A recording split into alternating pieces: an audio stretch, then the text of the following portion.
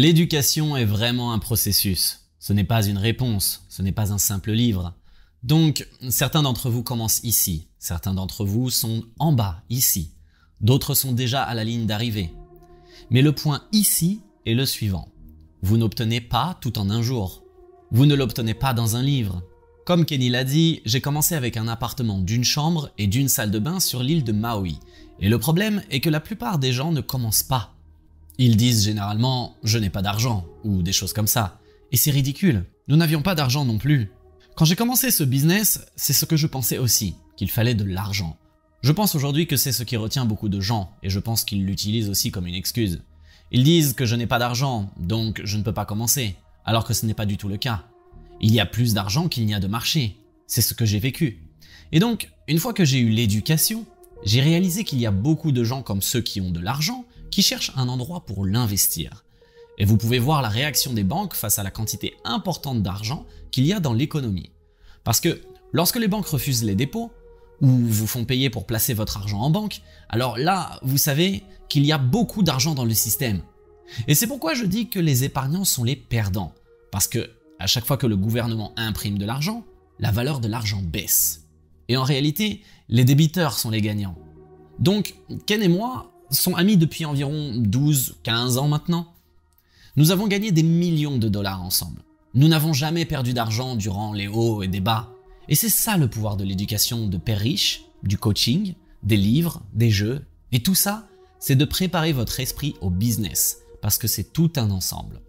Les gens parfois demandent ce que vous voulez dire par « vous n'avez jamais perdu d'argent ». Eh bien, la raison est que tout ce que nous faisons repose sur le cash flow. Chaque propriété que nous avons achetée ensemble a toujours été bâtie sur son flux de liquidité. La plupart des gens achètent des propriétés pour le revendre. Nous ne faisons pas ça. Par exemple, si vous achetez un terrain nu, il n'y a pas de cash flow. Si vous achetez un terrain vacant, il n'y a pas de cash flow. Mais tout ce que nous achetons est basé sur le cash flow. Donc nous ne sommes pas si concentrés sur la valeur du produit. Nous voulons nous assurer que la propriété prend de la valeur. Mais si ce n'est pas le cas, si elle reste stable, ou même si elle diminue, nous avons au moins ce flux de trésorerie sur lequel nous pouvons nous appuyer. Donc le point ici, mesdames et messieurs, si vous commencez juste et que vous êtes ici, vous n'avez peut-être pas beaucoup d'argent. Vous n'avez peut-être pas de travail et tout ça, mais ce n'est pas une excuse, parce que vous pouvez toujours commencer. Et je vous suggère de vous procurer les ABCD de l'immobilier de Kenny, de regarder les programmes afin de commencer ce que j'ai commencé. Et nous disons de ne pas économiser, mais de s'endetter. En conséquence, c'est un processus différent. Je me suis inscrit à un petit cours sur l'immobilier. J'ai déjà raconté cette histoire et je suis fatigué de m'écouter aussi. C'était un cours de 85 $ qui dure 3 jours. Alors je me suis inscrit, j'ai signé mon nom, j'ai suivi ce cours de 3 jours. On avait un grand instructeur parce qu'il était un vrai investisseur immobilier. Il n'avait pas besoin d'argent et c'est là que vous savez que le gars est un vrai expert. Parce qu'il pouvait vous dire qu'il n'avait pas besoin d'argent. Il aimait enseigner, il aimait inspirer les gens. C'est un peu comme mon père riche, vous n'avez pas besoin d'argent.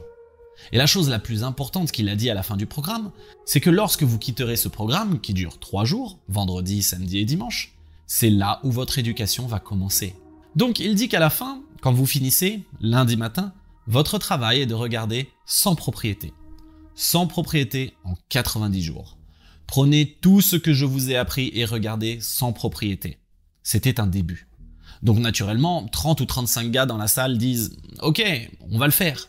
On se divise en petites équipes et comme vous le savez, le mardi, ils ont tous abandonné. Parce qu'ils sont trop occupés et ils vont reprendre l'école et vont recommencer de zéro.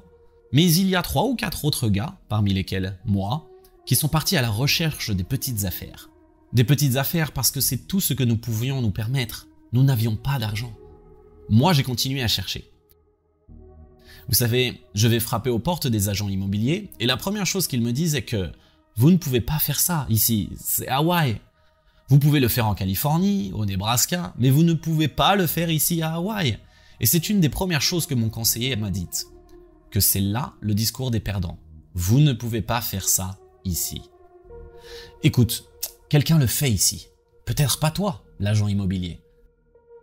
Et j'ai continué à frapper des nouvelles portes, à rechercher ces affaires. Nous devons aller les regarder. Nous devons écrire le nombre de leurs pièces, leur surface et toutes ces choses. Et donc, au bout de 90 jours, nous en avions une centaine. On a travaillé jour et nuit. Nous avons juste continué jusqu'à ce que nous l'ayons fait. Et c'était le processus. À la fin du processus, j'ai parcouru 100 affaires et c'était comme waouh! J'ai appris plus en passant par le processus, en parlant aux agents immobiliers, en frappant aux portes, en regardant différentes propriétés. Et finalement, c'était quand j'étais désespéré que ce gars dit « Eh bien, j'ai ce que vous cherchez sur l'île de Maui. Un petit appartement avec une chambre et une salle de bain pour 18 000 $. » Mais le marché était le suivant. Ne pas utiliser mon argent. C'est ce que le conseiller a dit. Je vais vous enseigner de sorte que vous n'aurez plus jamais besoin d'utiliser votre argent. Si tu peux lever des capitaux, tu seras toujours un homme riche. Donc j'ai cette petite unité à 18 000 $. Combien d'acompte? Combien d'acompte? Il dit 2000. 10% d'acompte pour la saisie. J'ai utilisé ma carte de crédit et je l'ai acheté. Je n'avais donc mis aucun argent dans l'affaire et je me suis fait 25 $ par mois. Pas d'argent dans l'affaire, 25 $ par mois qui me rapporte la location de l'appartement et mon cerveau a fait des étincelles. J'étais en mode « Oh mon Dieu, je n'aurai plus jamais besoin d'argent. Je ne pourrai jamais dire que je ne peux pas me le permettre et je ne pourrai jamais dire que je ne peux pas faire ça. » Je me suis dit « Oh mon Dieu !»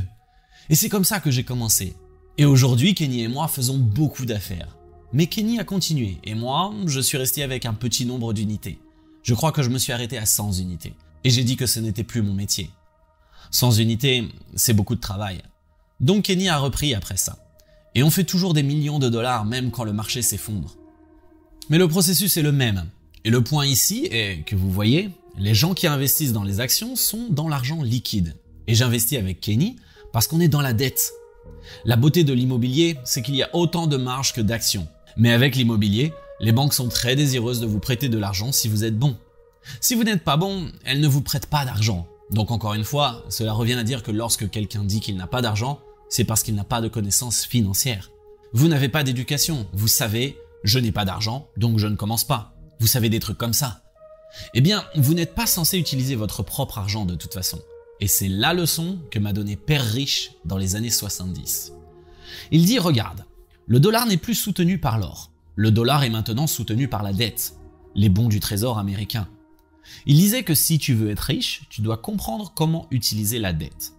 Pendant ce temps, les autres, les financiers, disent « Économisez, économisez et mettez votre argent dans des fonds communs de placement. » Donc quand vous mettez vos économies, ici, à la banque, c'est leur responsabilité, car ils doivent payer des intérêts dessus. Donc ce qu'ils veulent faire, c'est déplacer ça par ici, et c'est ce qu'ils font. Et c'est là que Ken arrive et dit « Merci beaucoup ». C'est la même chose avec une compagnie d'assurance vie ou même un fonds de pension. Cet argent est investi. C'est pourquoi ces planificateurs financiers disent d'économiser. D'économiser et d'économiser. Vous savez pourquoi? Parce qu'ils veulent vos économies. Ces économies que les gens mettent à la banque. C'est l'argent de tout le monde qui est investi. Et nous, on vous demande d'être de l'autre côté. Et vous pouvez faire ça. En d'autres termes, s'il s'agit d'une banque ou d'une société de fonds communs de placement ou autre, au moment où vous placez vos économies ici ou votre 401k à la banque, cela devient une contrainte pour elles. Parce qu'elles en sont maintenant responsables. Et elles doivent déplacer cet argent ici. Et la seule façon de le faire, c'est par la dette, non? Donc Kenny va voir la compagnie d'assurance et la société de fonds communs de placement et dit « Puis-je avoir de l'argent? J'ai cette affaire, j'ai cet énorme projet ici, j'ai besoin de le réaliser. Et aujourd'hui, le gros problème, c'est que ces gars ont trop d'argent. » C'est vrai, il y a tellement d'argent en épargne. Si vous cherchez sur Google ce que les consommateurs épargnent maintenant, vous verrez que c'est à un point très élevé en ce moment, à cause de la récession. C'était un point très bas au début de la récession, et maintenant il est très élevé. Et c'est pourquoi les taux d'intérêt sont bas. C'est parce qu'ils essaient de prêter autant. Et c'est maintenant une question d'offre et de demande parce qu'il y a tellement d'argent dans l'épargne que c'est devenu si compétitif que maintenant les taux sont bas. Voilà la partie étrange. Pour la banque, vos économies sont leur passif. Mais si c'est vous, vos économies sont votre actif.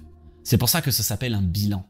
Donc la raison pour laquelle mon père riche m'a dit que je devais apprendre à investir dans l'immobilier et me familiariser avec ça, c'est parce que j'avais besoin d'emprunter cet argent, alors que les autres conseillers financiers disent de garder votre argent ici.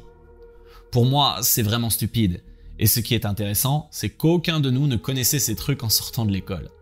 C'est comme si on s'y prenait mal. Tu sais, tu te retrouves seul et tu te dis « Pourquoi vous me donnez tout cet argent pour si peu ?» Eh bien, c'est parce qu'ils ont besoin de le prêter.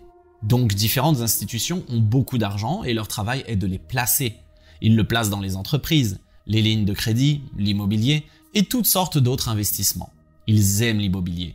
Ils aiment vraiment l'immobilier. Alors pensez-y de cette façon. Si vous êtes un banquier et vos économies sont soit d'épargner, soit dans un 401k, vos banques sont en difficulté parce qu'elles doivent vous payer des intérêts dessus. Disons qu'elles vous paient, vous épargnant 1%. Elles vont alors nous les prêter, nous, débiteurs, à un taux de 5%. C'est comme ça que l'argent est fait. C'est comme ça que l'on fait de l'argent. Et c'est le jeu de l'argent. C'est pourquoi j'ai pris ce cours en 1973. J'ai suivi le processus en regardant les 100 propriétés. Aujourd'hui, Kenny a environ 8000 propriétés et j'en ai environ 4000. Mais tout a commencé avec une chambre et une salle de bain. ROI représente le retour sur investissement. Donc, quand les gars me disent que j'ai un ROI de 8%, je me dis que c'est très peu. Pourquoi voudriez-vous travailler pour 8%? C'est si bas. Aujourd'hui, les gars sont heureux d'obtenir 5%, des fois même 3%. Donc le point ici est le suivant. Plus vous utilisez de dettes, plus votre retour sur investissement est élevé. C'est tellement contre-intuitif par rapport à ce que les gens pensent. Disons que j'ai 100% de dettes. Vous savez, ma première propriété coûtait 18 000 $. J'ai mis 2 000 $ d'un compte avec une carte de crédit et je gagnais 25 $ par mois. Je pense que c'est le meilleur exemple, Robert, parce qu'essentiellement, ce que vous avez fait, c'est que vous n'avez pas utilisé votre propre argent. En conséquence, les seuls coûts que vous avez eus étaient ceux de votre dette et ceux de votre carte de crédit. Mais l'idée n'était pas de faire de l'argent. L'idée était d'entraîner mon esprit à penser que je veux 100% de dette. La plupart des gens disent « je veux sortir, je veux me débarrasser de mes dettes, je veux sortir de la dette ». Et ce que nous disons ici, c'est qu'une dette paie toutes vos dépenses et vous donne un revenu. Aussi simple que ça. Si je n'ai pas d'argent dans l'affaire, que c'est une dette à 100% et que je gagne 25 $, quel est mon retour sur investissement? Il est infini, pas vrai? Je veux dire, que tu n'as pas d'investissement et tu te fais 25 $ par mois. Pas d'argent dans l'affaire, c'est juste de la connaissance qui entre dans l'affaire là. J'ai beaucoup appris au cours de ce processus, et ce n'était pas tout beau. Mais aujourd'hui, c'est ce que nous faisons. La différence, est-ce que aujourd'hui, combien d'argent penses-tu avoir emprunté l'année dernière? Nous avons probablement emprunté 80 millions.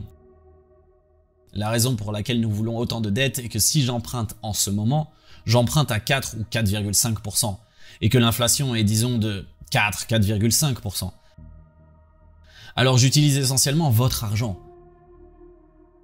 Les fonds de pension, les fonds communs de placement, les assurances, l'épargne. J'utilise votre argent pour couvrir l'inflation et acheter des actifs. Et c'est comme ça que le système fonctionne. Et c'est comme ça que les riches deviennent vraiment riches. C'est donc ce que nous enseignons aux gens. La partie la plus importante ici est que vous avez le pouvoir de le faire. Je veux dire, tout le monde peut le faire. Tout le monde le peut. Aujourd'hui, il y a encore des affaires. Il y a beaucoup d'affaires. La chose la plus judicieuse à faire, c'est l'usage de la dette bancaire pour acheter une maison. C'est comme ça qu'il faut penser. Vous voyez, la meilleure chose que j'ai faite en faisant ces 100 transactions, c'est que j'ai appris à penser que la dette est bonne. Tant que vous avez dans votre esprit que la dette est mauvaise, je veux utiliser mes propres fonds, votre retour sur investissement diminue. C'est un bon point de vue, et bien sûr qu'il y a de mauvaises dettes. Une mauvaise dette serait une dette de carte de crédit ou si elle me coûte 25 $. Donc il y a certainement des dettes dans lesquelles vous ne voulez pas vous engager. Mais on parle de dettes payées par un locataire, de dettes remboursées par quelqu'un d'autre. C'est un point très important. Si vous empruntez de l'argent, vous devez aussi vous assurer que vous avez le loyer nécessaire pour le couvrir.